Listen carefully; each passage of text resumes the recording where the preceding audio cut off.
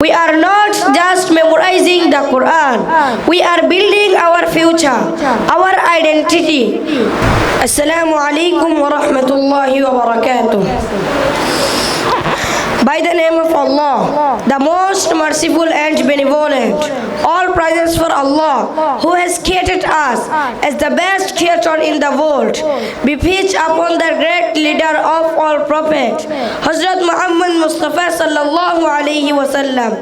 After offering praises to Almighty Allah and wishing salat and salam for our great prophet, it is a great honor for me to speak today on the occasion of the first anniversary of Al-Hasnain Global Islamic Education Institute.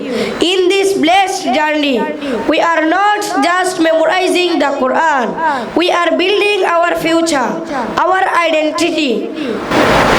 We are thankful to our beloved teacher, Hafiz Qari Maulana Yasin Arfat Rayhan Sahib Hujur, whose vision and effort make all this possible.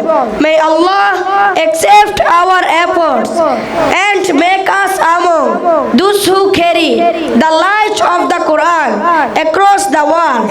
Thank you very much for listening to me. Jazakumullahu khair.